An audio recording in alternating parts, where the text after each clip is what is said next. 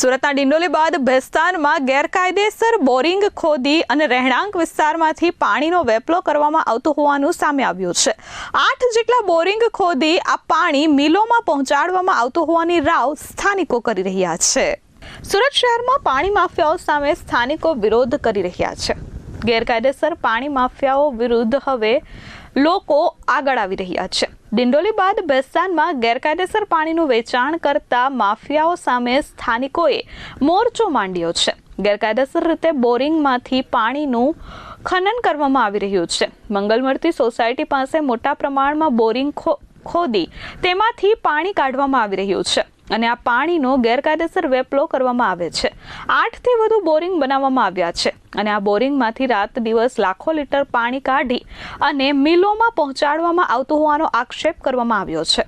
રહેણાંક વિસ્તારમાંથી મોટા પ્રમાણમાં પાણીના ટેન્કરો બેફામ પસાર થતા સ્થાનિકોને અકસ્માતનો ભય સતાવે છે। તો આ સાથે પાણી ખનન માફિયાઓ ગેરકાયદે પાણીનું વેચાણ કરી લાખો રૂપિયા કમાઈ રહ્યા છે અને આગામી દિવસોમાં ભવિષ્યમાં પાણીનું સ્તર નીચું જવાની ભીતિ પણ સ્થાનિકોને સેવાઈ રહી છે। ત્યારે આ મામલે તાત્કાલિક વિરોધ કરી તેમને ન્યાયની માંગ કરી છે। મારું નામ ચંદર વિરાડે છે। મેં બેસ્તાનમાંથી બોલું છું અને અમને અહીંયા પાણીના ટેન્કરની બહુ સમસ્યા છે। ગેરકાયદેસર પાણીનો બહુ અહીંયા વપરાશ ચાલે છે અને ટેન્કર ભરીને મિલોમાં પહોંચાડવામાં આવે છે અને અમને જો અમારી માંગ છે, અગર આ વસ્તુ અગર નહીં બંધ થઈ તો અમે અહીંયા ધરના પ્રદર્શન કરીશું। કારણ કે લોકોને બહુ હાલાકી અહીંયા છે।